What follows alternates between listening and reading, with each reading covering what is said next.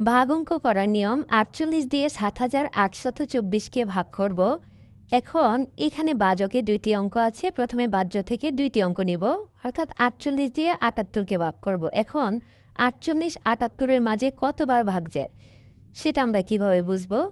যেহেতু আমরা ৪৮-এর নামটা পড়তে পারি না, তাই আমরা কি করব, এখান থেকে একটি অঙ্ক বাদ দিব আর এখান থেকে একটি অঙ্ক বাদ দিয়ে ৪-এর নামটা ৭ পর্যন্ত পড়ব। ৪ ৭-এর মাঝে কতবার ভাগ যায়? ৪ একে ৪, ৪ দুগুণে ৮, অর্থাৎ দুইবার যদি দিই তাহলে বেশি হয়ে যাচ্ছে, ৭-এর থেকে বেশি হয়ে যাচ্ছে। তাই আমরা ৪৮ ৭৮-এর মাঝে একবার ভাগ দিব, অর্থাৎ দুইবার যদি দিই তাহলে ৯৬ হয়ে যাবে।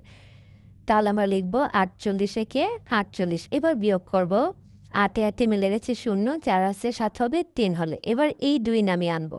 এখন ৪৮ দিয়ে ৩০২কে ভাগ করব। ৪৮ ৩০২-এর মাঝে কয়বার বাদ যায় সেটা বোঝার জন্য আমরা এখান থেকে একটি অঙ্ক ২ বাদ দিব, এখান থেকে একটি অঙ্ক ৮ বাদ দিব। বাদ দিয়ে ৪-এর নামটা ৩০ পর্যন্ত পড়ব, অর্থাৎ ৪ ৩০-এর মাঝে কতবার ভাগ যায়?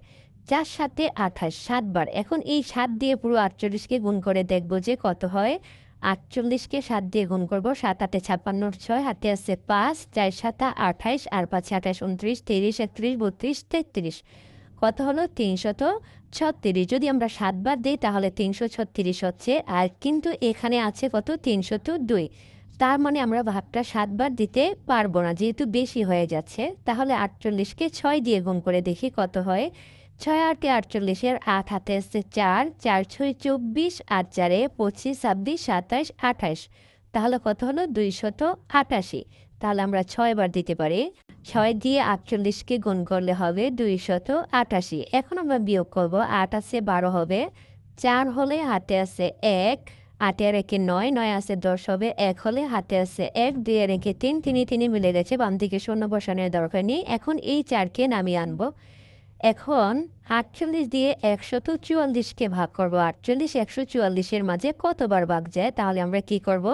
যেহেতু আমরা ৪৮-এর নামটা করতে পারবো না, তাই আমরা একটা টেকনিক করব। এখান থেকে একটি অঙ্ক বাদ দিব আর এখান থেকে একটি অঙ্ক বাদ দিয়ে ৪-এর নামটা ১৪ পর্যন্ত পড়ব, যে ৪ ১৪-র মাঝে কয়বার ভাগ যায়। তাই ৪ একে ৪, ৪ দুগুণে ৮, ৩ ৪-এ ১২, ৪ ৪-এ ১৬। যদি ৪ বার দিয়ে বেশি হয়ে যাচ্ছে, অর্থাৎ ৩ বার যাচ্ছে। এখন আমরা ৩ দিয়ে পুরো ৪৮কে গুণ করে দেখব যে কত হয়। ৩ ৮-এ ২৪-এর ৪, হাতে আছে কত? ২।